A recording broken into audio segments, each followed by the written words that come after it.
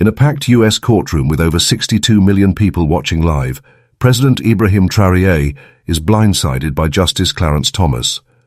Cut off mid-sentence, stripped of his diplomatic status, and banned from international affairs without a fair hearing. The room thinks it's over until Traoré calmly pulls out a sealed envelope on live television, one that holds evidence no one was supposed to see. What was inside that envelope? And why did it leave the most powerful judge in America completely silent? Stay with us. This is a story worth every second of your time. Atlanta didn't wake up that morning. It braced for impact. The city stood still under a slate-grey sky, the streets slick with frost, courthouse windows trembling with the weight of what was to come. Outside the federal courthouse, a perimeter had been locked down tighter than for a terrorist trial. Armored vehicles lined the curb, drones buzzed overhead, and news crews jostled behind barricades like sharks scenting blood. It was supposed to be a hearing on alleged financial misconduct involving Hope Forward, a humanitarian education fund with zero prior scrutiny. But when the media learned that the accused was Ibrahim Traoré, president of Burkina Faso and rising global icon, everything changed. The chill wasn't just weather, it was engineered.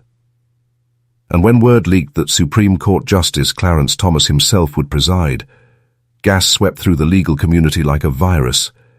He hadn't touched a case beneath the Supreme Court level in decades. For him to show up here in person meant one thing. Someone at the top wanted Ibrahim taken down. He was escorted into the courtroom not as a witness, not as a diplomat, but as if he were already condemned. Federal marshals flanked him with tight grips on holsters. Reporters called out questions that no one was allowed to answer. Inside, the ceiling arched high above lies, a cathedral of judgment. But there was no divine mercy here, only performance. Ibrahim stood tall yet isolated, the only figure in the room without legal representation permitted to speak. Behind the bench, Clarence Thomas adjusted his robe and cleared his throat with theatrical gravity. "This court exists to protect the moral integrity of the United States judiciary," he announced, the gavel slamming down like a warning shot. His voice was stone, his expression carved in disdain. He hadn't come to hear truth.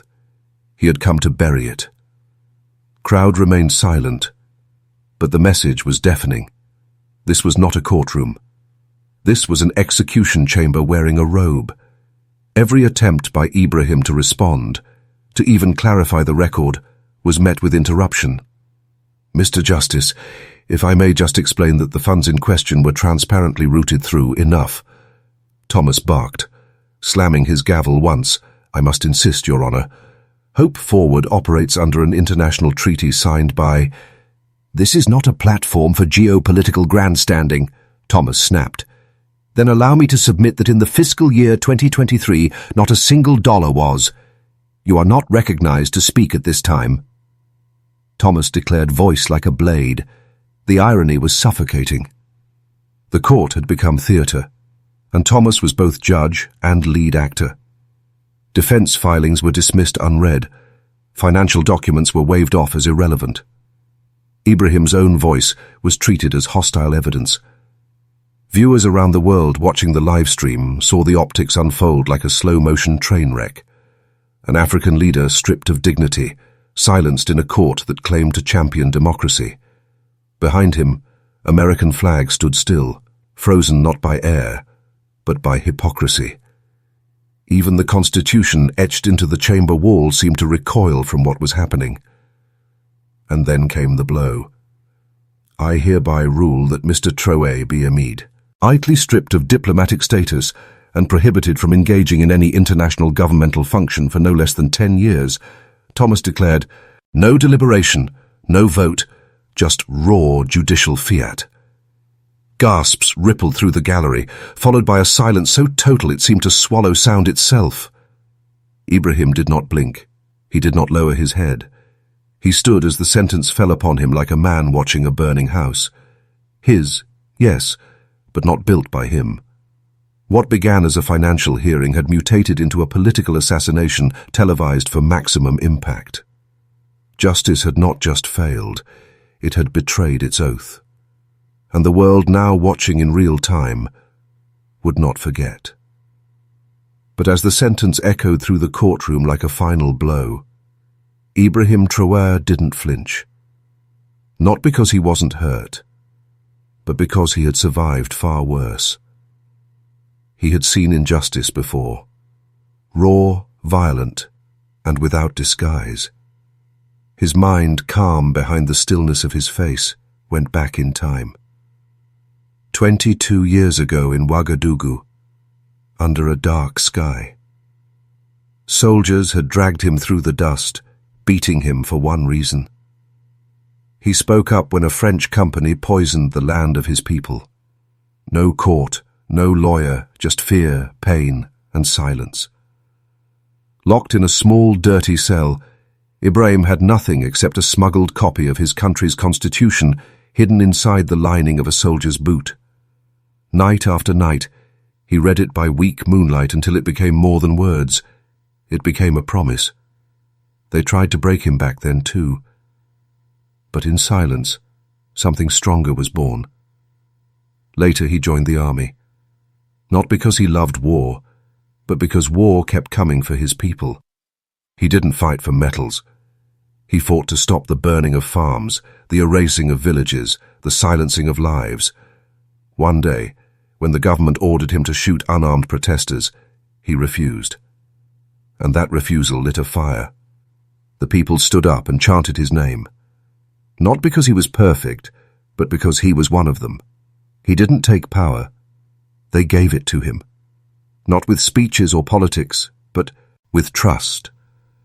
With hands cracked by work, they raised him up and said, "You speak for us now." When foreign governments offered him money to play their game, he said no. Instead, he built a fund from small donations, from farmers, teachers, laborers, because real power, he believed, should come from the people. And now, in that cold courtroom in Atlanta, standing thousands of miles from home, Ibrahim wasn't just a man. He was the memory of a long fight for land, for voice, for dignity. When Clarence Thomas silenced him, it felt familiar, not surprising, not new, just another chapter in an old story. He didn't raise his voice. He didn't argue. He stood still, because sometimes silence says more than any speech. The people in the room didn't understand it, but those watching around the world did. They didn't see a defeated man. They saw a symbol, a man who stood for those who were never given a seat in the room, a man who just by standing still showed what real strength looks like.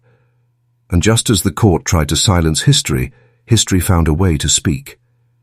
The courtroom had just recessed for 10 minutes, not a second more. Security swept the aisles. Aides shuffled papers. And Clarence Thomas disappeared into his private chamber with the calm of a man who believed the final chapter had already been written.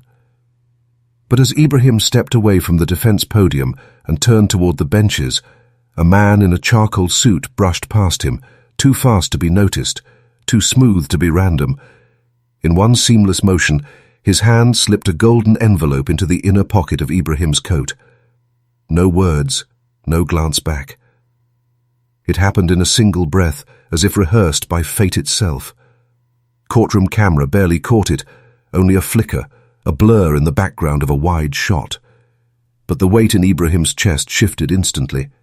Something had just entered the arena that no gavel could suppress. Back in the anteroom, away from the marble stage and the eyes of the gallery, Ibrahim pulled out the envelope with steady hands.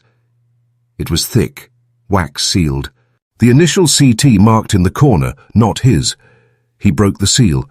Inside, glossy photographs.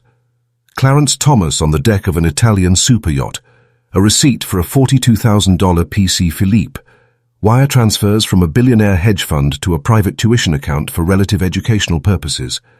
Tucked behind them, a typed dossier outlining 7 Supreme Court decisions, each one suspiciously aligned with the interests of the very men funding the judge's lavish lifestyle. The last page had one line in red ink, all 7 rulings personally authored or joined by Clarence Thomas. The air thickened outside. The cameras were still rolling. The live stream hadn't stopped. Tens of millions were watching, thinking the drama had paused for water and whispers, unaware that the real earthquake had just landed in Ibrahim's hands, and he knew instantly what this meant. This wasn't just information. This was fire. If he exposed it, he could flip the entire narrative, ignite a national reckoning, and possibly collapse a pillar of the very system attacking him. But if he moved too soon, if he misstepped, it could be spun as desperation, foreign meddling, or worse, revenge. This document could save his legacy or burn it. Now, standing at the crossroads between silence and confrontation, Ibrahim faced a choice no courtroom could decide for him. Keep quiet, preserve survival, or speak and gamble everything. The moment demanded silence, but Ibrahim knew silence now would mean complicity, and this time he chose fire. When the courtroom reconvened, the mood had shifted. There was a strange electricity in the air, as if the walls themselves sensed that something had changed. Clarence Thomas returned to the bench, gavel in hand, face unreadable, but his eyes scanned the room with less certainty than before. Ibrahim stood once more, calm but firm, and raised his hand. "Your Honor," he began, voice steady. "I request permission to speak for the sake of my name and the dignity of this process." Thomas shook his head without hesitation. "This court has heard enough." But outside, the media storm was already forming. Twitter feeds exploded with speculation about a golden envelope. Journalists in the gallery whispered into cameras mid-broadcast. Under pressure from every direction, Thomas relented reluctantly. 2 minutes, he snapped. 2 minutes was all Ibrahim needed. He reached into his coat and unfolded the documents with the calm precision of a surgeon revealing an X-ray of institutional rot. No theatrics, no raised voice, just evidence. Cold, clear, and damning. A series of photographs filled the screens behind him, broadcast live to every corner of the globe. Clarence Thomas boarding a yacht registered in the Cayman Islands, sipping from a gold-rimmed glass next to billionaire donor Harlan Crow. A ledger appeared listing undeclared luxury items, watches, tuition transfers, resort stays. Then came the final page, objected above the judge's head like a divine indictment. 7 rulings delivered by Justice Thomas, each directly benefiting the financial interests of his benefactors. The courtroom froze. Even the bailiff looked away. The silence was brutal, broken only by Ibrahim's voice. "If I'm on trial for transparency, then who will judge the man hiding behind the robe?" It wasn't a question. It was a seismic crack in the foundation of the court. Reporters leapt to their feet. The gallery gasped. Some senators watching from reserve seats exchanged wide-eyed stares. Clarence Thomas sat rigid, hands clenched, lips tightening with each second the documents remained visible. His gavel didn't move. He didn't speak because for the first time in decades, power had no words. Ibrahim didn't gloat. He didn't point fingers.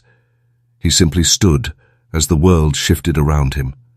The courtroom was no longer a courtroom. It was a mirror. And in that mirror, justice no longer looked blind. She looked bought. But Ibrahim wasn't finished, because truth, once unlocked, demands to be spoken in full. With the courtroom still paralyzed from his last sentence, Ibrahim stepped forward again, not with rhetoric, but with receipts. He motioned toward the screen behind him. "Let the timeline speak," he said, voice low, but commanding. A new slide flickered to life. An airline invoice for a private jet bound for St. Bart's, dated precisely 1 day before Justice Thomas issued a ruling favoring a logistics conglomerate tied to his known benefactor. Next image, hotel records. Luxury suites paid in full by a PI with deep ties to corporate lobbying. One after another, documents surfaced. Patterns emerged. Every date of travel aligned with a legal decision. Every benefactor gained. Every citizen lost. What began as coincidence was now clearly a currency. Access bought, not with arguments, but with 5-star menus in beachfront silence. Then, Ibrahim delivered the final blow. "I would like to call a witness," he said. Audible shock rippled through the courtroom. From the back, a woman stood, a former court transcriptionist named Julia Mendes, her face pale but her steps firm. She took the stand and spoke directly, hands folded tightly. "I was instructed to redact all entries mentioning external gifts," she said, not by protocol, but by pressure. Gasps rang out. She continued, citing specific files she was ordered to delete, conversations she recorded, and directives she received through encrypted emails traced back to Thomas's clerks. The courtroom was no longer just listening. It was unraveling. Camera crews zoomed in without mercy. Reporters typed like stenographers possessed. Thomas, once immovable behind the bench, now gripped the armrest of his chair with fingers gone pale. His face flushed red. His hand trembled. And slowly he lowered his gaze to the desk. For the first time, the weight of judgment shifted. The one who had ruled now looked like he might collapse under the weight of his own record. The room held its breath. The marble walls built to echo certainty now whispered doubt. And then from the back of the courtroom, cutting through the tension like a blade, came the voice of an unknown observer. Calm, clear, devastating. Who judges the man who sits above all judgment? No one answered, because no one could. And as that final question echoed through the chamber, who judges the man who sits above all judgment? The walls of power began to crack. For a heartbeat, the entire courtroom stood frozen. No gavel fell. No voice dared interrupt.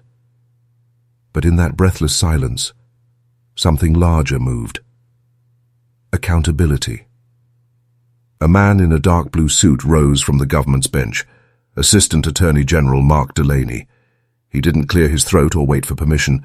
He simply stepped forward and said the words no one expected, but everyone felt coming.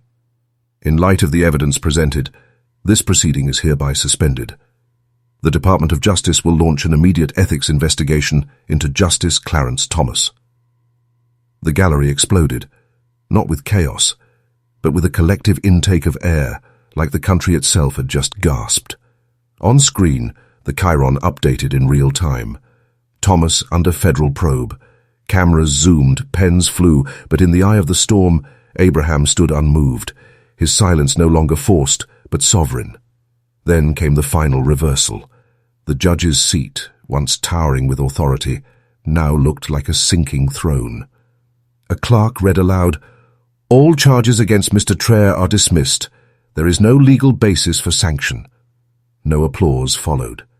The gravity of the moment was too dense for celebration. Clarence Thomas sat still for 5 seconds, then 10. His hands no longer trembling but limp. His eyes flickered once to the press row, then to Ibrahim, and finally to the floor. And then he stood slowly, wordlessly.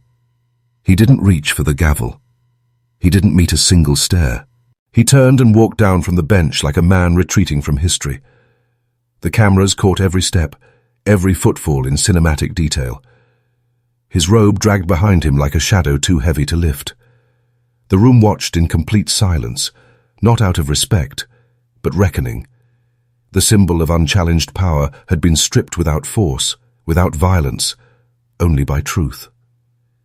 Outside, millions watched live stream feeds as headlines broke across the globe. But inside that room, the only sound was the distant echo of leather shoes on marble, growing fainter with each step. Justice hadn't roared. It had whispered, and its whisper had brought a giant to his knees, and as Clarence Thomas disappeared behind the curtain of his own silence. The courtroom remained still, waiting to see if the man they tried to silence would now rise in vengeance or in vision. Ibrahim Traoré didn't move right away. He let the weight of the moment settle around him like dust after an explosion. The judge was gone. The gavel no longer a threat. But power, true power, was still in the room. It lived in the cameras still rolling in the millions of eyes watching, in the minds of lawmakers perched silently along the marble rows. Most expected him to reclaim his name, demand justice, even call for retribution. But Ibrahim turned not to the bench where Thomas had once sat, but to the gallery, to the heart of the institution that had tried to crucify him. His voice did not rise in anger. It rose in clarity. "I do not want his seat," he said, every syllable deliberate, his posture unshaken. "I want to make sure no one can ever buy it again." The words landed like a shockwave, not loud, but impossible to ignore. Heads turned, some leaned in, not because they couldn't hear, but because they felt something new. Accountability forged in grace. Ibrahim did not pace. He did not posture. He raised 3 fingers, calm, unwavering, and outlined a vision that no jury could deliver, but a country could. First, he said, all federal judges must publicly disclose gifts, travel, and financial ties on a quarterly basis. He didn't point fingers. He didn't need to. The implications hung in the air like a verdict yet to be written. A few feet away, one congressional aide looked up from his notes and whispered to his colleague, who immediately began typing. But Ibrahim was already on his second point. Second, whistleblowers in the judicial system must be granted full protection with the right to testify before Congress without fear of retaliation. He looked to the press gallery as he said it, as if speaking to a nation that had seen too many secrets buried beneath robes and titles. Some reporters shifted in their seats, instinctively knowing they were no longer just covering a story. They were witnessing a turning point. And then came the final reform, spoken not with defiance, but with conviction. And third, he said, "We must establish an independent judicial ethics commission, free from influence by the executive branch or the Supreme Court itself." The sentence didn't rise. It dropped like a stone in still water, its ripples immediate and irreversible. A woman in the front row quietly lowered her pen, folded her notebook, and simply listened. Because in that moment, Ibrahim wasn't proposing policy. He was holding a mirror up to the entire system and asking it to look at itself without blinking. No applause followed. Not yet. The silence wasn't empty. It was full, charged, alive. Even the marble column seemed to lean in. And in that space between sound and decision, no one, no judge, no senator, no clerk rose to challenge him, because some truths are too pure to argue, some moments too exact to dilute. Ibrahim had come to that courtroom as the accused, but now, without anger, without privilege, without a title to protect, he stood as the architect of something greater than vindication. Reform carved from the very injustice meant to destroy him. And as Ibrahim's final words settled like iron into the silence, the courtroom didn't erupt. It radiated, sending shockwaves far beyond its marble walls. The quiet that followed was not peace. It was pressure. It pressed into screens, into headlines, into the bones of every institution watching.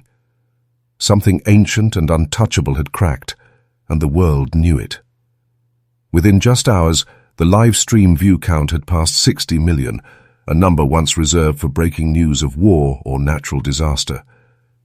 But this was neither. This was the unraveling of something hidden in plain sight.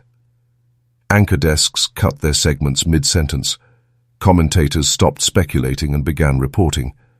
The language changed from controversy to reckoning, from allegation to systemic failure. And at the center of it all stood a man not born of the system, but now defining the moment it had to answer for itself. Ibrahim Traoré had stood alone in a courtroom meant to bury him. And instead, the earth shifted beneath their feet. By 9:03 p.m., confirmation came from the Capitol. Congress had called an emergency bipartisan session. It wasn't symbolic. It was surgical. The decision was unanimous. 12 federal judges across multiple districts would be subject to full and immediate financial audits. This time, not behind closed doors. Every vacation, every donation, every courtesy gift and conference honorarium. All exposed, all archived, all public. But the most thunderous blow landed directly on the institution's most sacred name. Justice Clarence Thomas was formally suspended from the bench. Not retired, not defended, not praised for past service.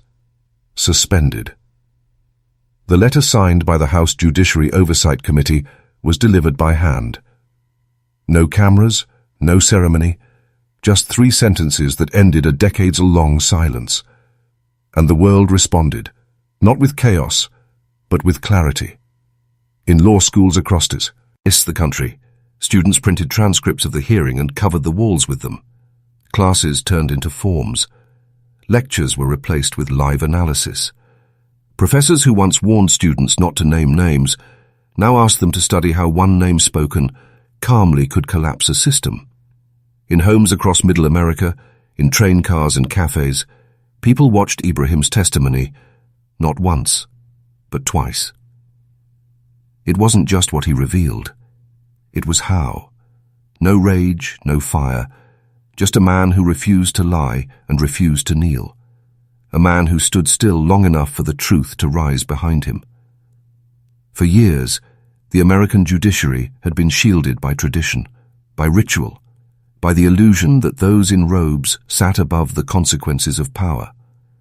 But now, under the weight of one man's refusal to look away, that illusion had shattered. What began as a hearing meant to silence him had become a mirror no one inside the system could escape. And what it reflected wasn't just corruption, it was complicity. And that may have been the most devastating part of all. An outsider hadn't just survived their system, he had made it look at itself. And it blinked first. And as the system cracked under its own reflection, all eyes turned to the man who refused to break it, but chose instead to reshape it. Ibrahim Traoré didn't step out of the courthouse like a man who had just won. There was no raised fist, no podium waiting for a victory speech. The sky had turned amber with the last glow of evening, casting long shadows across the steps where journalists had gathered like vultures, anticipating blood, only to find quiet resolve.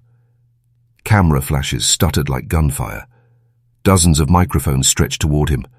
Reporters called his name in 4 languages. The scene begged for drama, but Ibrahim gave them only silence until one voice cut through the noise with startling simplicity.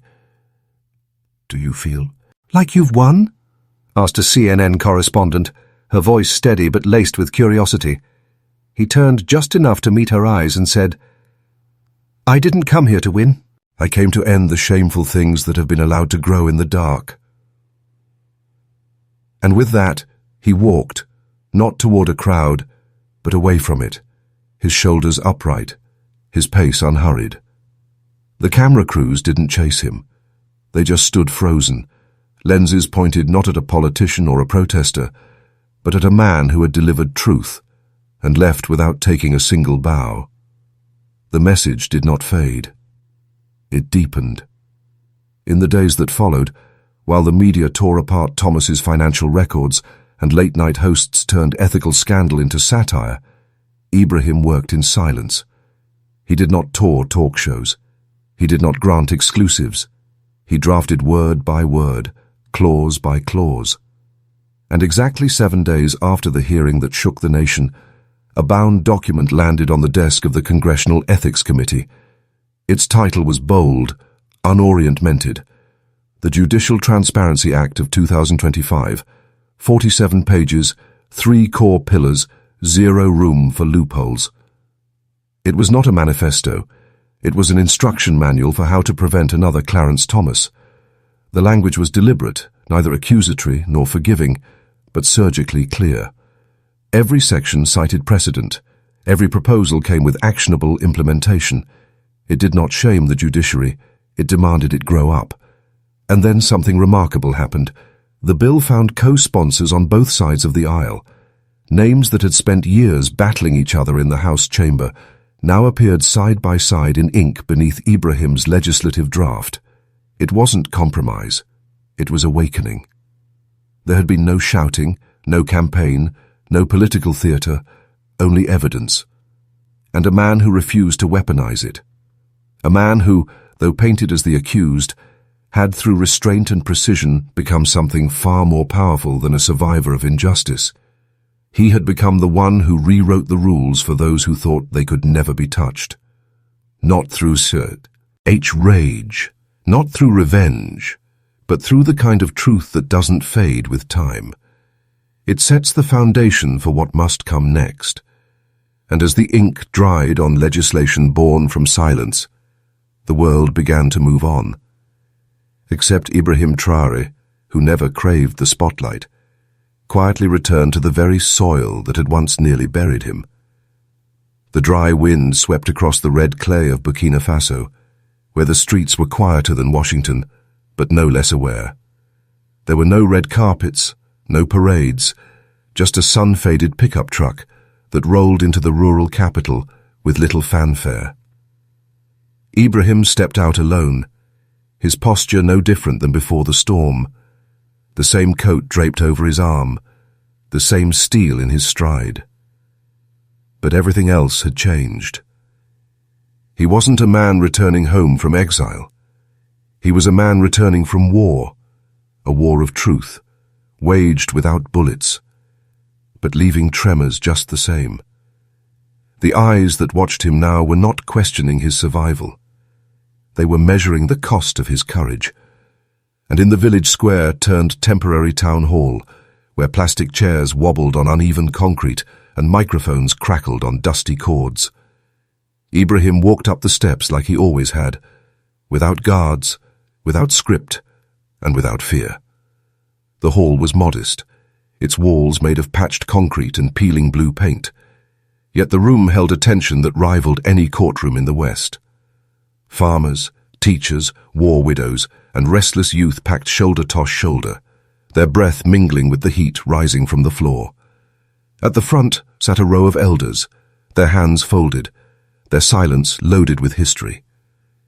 Ibrahim said nothing for a moment. He didn't need to. The village had watched the broadcast, not just online or through phones, but through whispered retellings, night after night, under lantern light. They knew what had happened. They knew what it meant. And Juta, so when it seemed no one would break the silence, a woman, gay-haired, weathered, regal in her plainness, stood from the third row. Her voice cracked, but her words didn't. You didn't bring down a man, son. You pulled down an entire system so it could remember it was built to serve people. The room exhaled. It wasn't applause. It was understanding.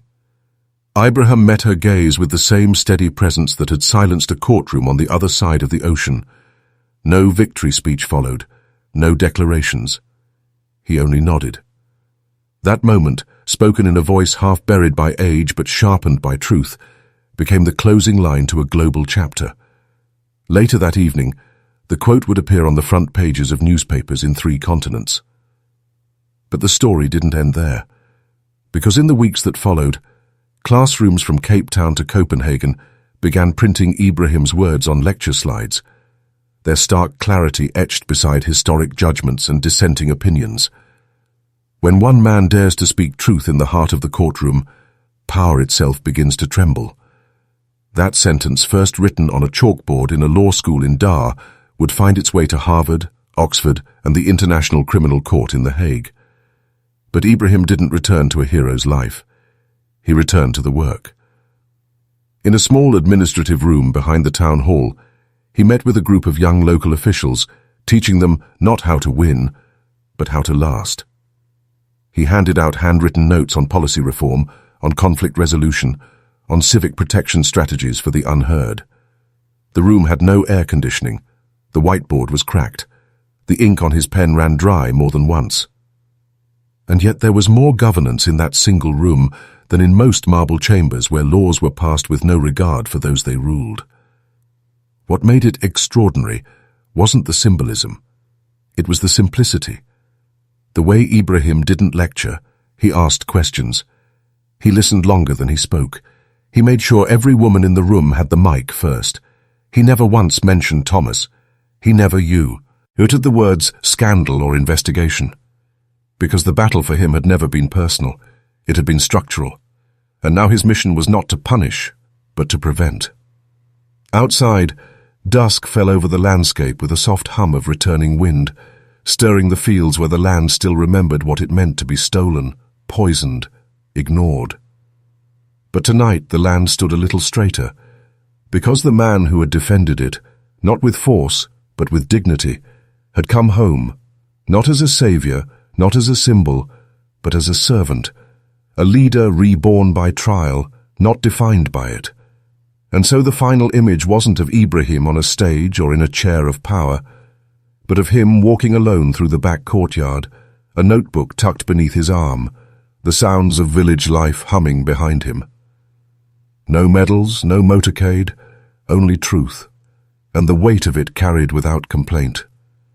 This wasn't an ending. It was a reminder. He hadn't come to conquer. He had come to remind the world what justice looks like, when spoken by someone who has nothing left to prove. Thank you for watching until this moment, and for standing with us on this journey for justice. Your support means everything. Like, subscribe, and turn on notifications so you never miss what's next. And we'd love to hear your thoughts. Leave a comment below and let us know what moved you most in this story. Together, our voices make a